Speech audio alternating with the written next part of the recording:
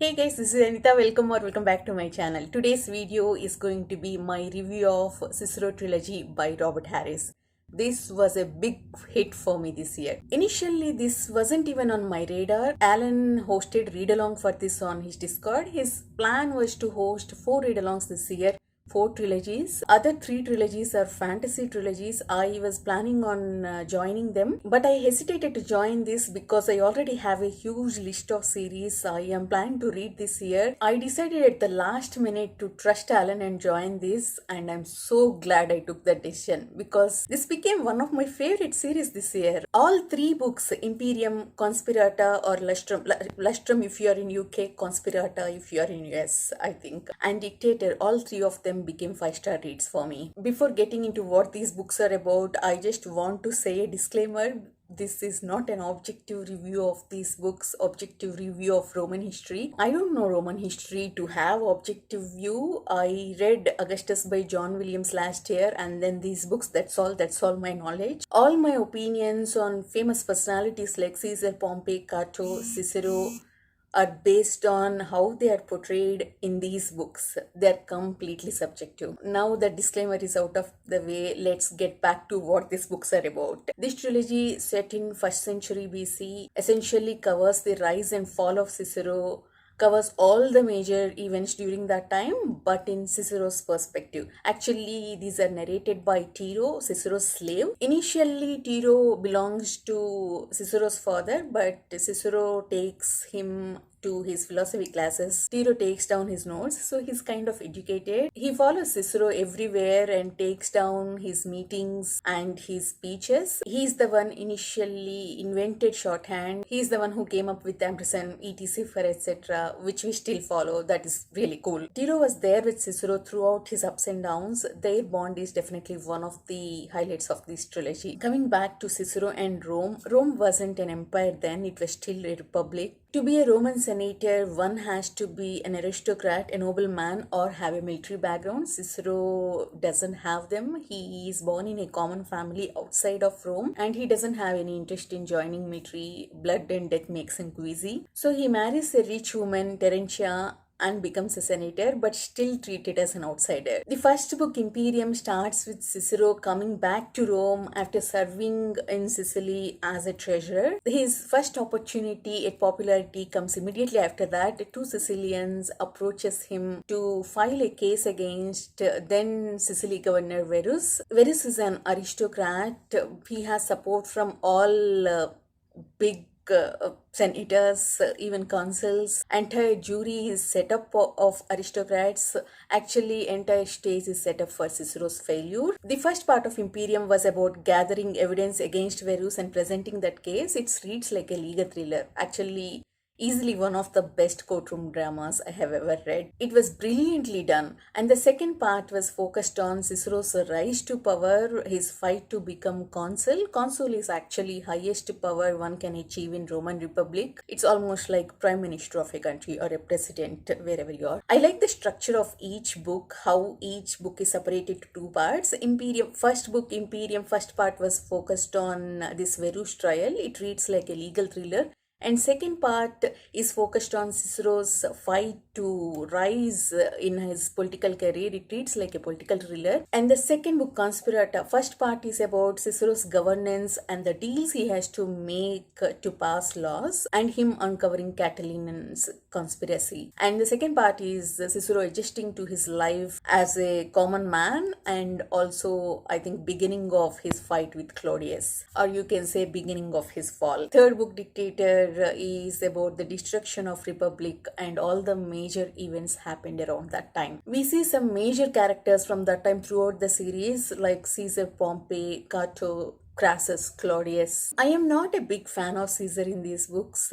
He comes across as bad in this trilogy. I heard that Caesar did some good things to Roman people. Those were not shown in this trilogy. Alan and Kyle mentioned that during our discussions. Alan, Kyle and I discussed all 3 books in Alan's channel. They both have knowledge of Roman history. Alan actually teaches Roman history, so he has pretty good idea about all these events, and Kyle also read books about Roman history. They said that other Roman history books cover what Caesar did.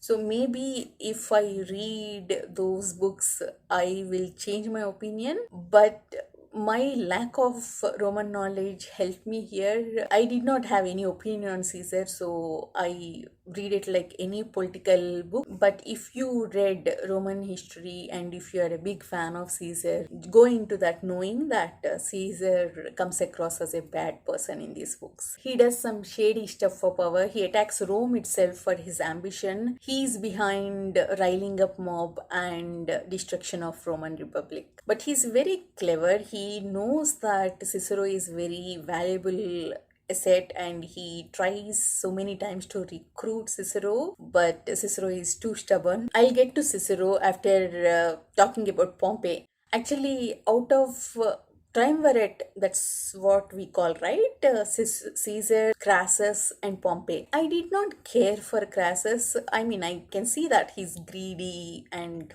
about both money and power and this triumph. I can see that, I understand that he isn't a great person, but actually, I hated Pompey more than Crassus. I always hate people who act like good people but they're actually bad people than outright bad people, if that makes sense. Pompey does not have the concept of loyalty. Oh my god, I hated him so much. He used Cicero, he completely uses him for his own needs. If he needs something happen in the Senate, but he won't return him the favor. I hated that. I mean, he's kind of loyal to his soldiers. I think he always asks for money and lands to his soldiers. So maybe he should have some kind of loyalty.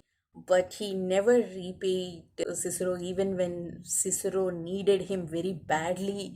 He wasn't there for him. Everyone calls him Pompey the Great, but I don't see why he's so great. I mean, I understand that Pompey is supposed to be this great general, but we don't see that in this trilogy. We are only told that. So I hated Pompey actually. I'm so sorry. I was very surprised Cicero went to him again and again, even after experiences like Pompey not returning his favors. I liked Cicero a lot. Maybe because of that, I hated Pompey that much. I understand that Cicero is not perfect. He also does some shady stuff to rise in his political career to become consul. He made some deals and actually he defends a corrupted governor to get support from aristocrats. I did not like some of his decisions, but I still respected him. I think I should give credit to Harris here for making me so invested in Cicero's cause.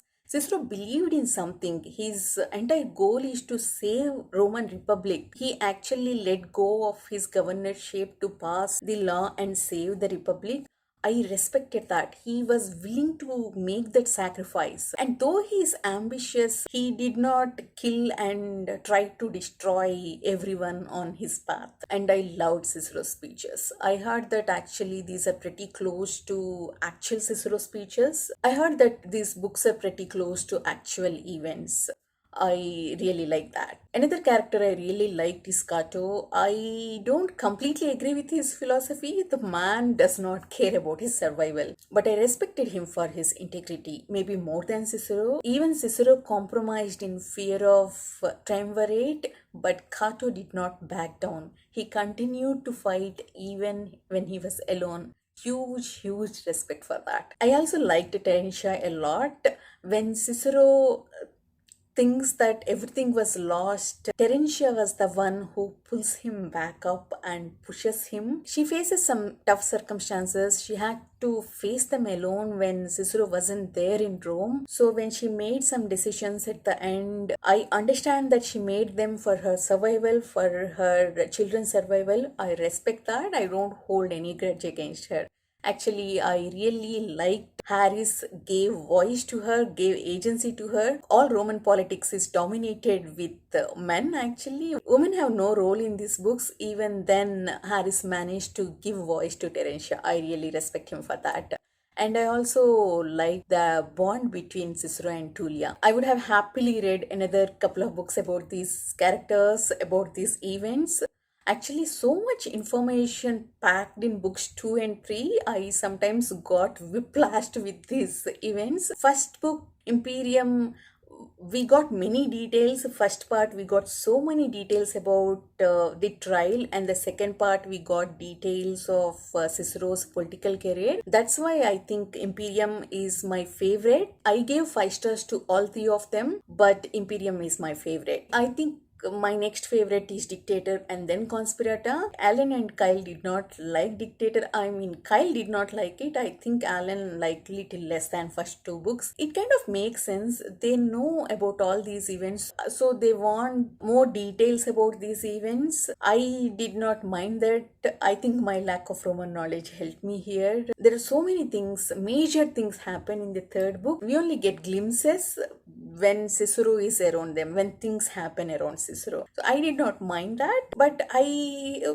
definitely would have appreciated another couple of books. These books made me curious about Roman history. I loved Harris' writing. He made me invested in these events. These events already happened 2000 years back, but my heart ached for the survival of Republic. Entire credit goes to Harris' writing. I want to read more. I will definitely read more about Roman history. Actually, immediately after reading these books, Alan traveled to Rome with his students and posted some pictures in Discord. Cicero's house isn't there anymore. I am very sad about it, but he posted the view from Cicero's house, and he also posted the forum where Cicero used to make speeches. I can't tell you how meaningful those pictures are to me. They are just broken walls, but they carried so much meaning to me just because I read this trilogy. These books are that good in making us invested in that part of the history. So if you're like me, if you don't know Roman history, don't hesitate to pick them up. They are very accessible. Even if you know Roman history, these books will give you different perspective. Alan enjoyed them a lot. If you know any good historical fiction, let me know in comments. I want to read more historical fiction. I am enjoying them a lot. Please like, comment and subscribe. See you in the next video. Bye bye.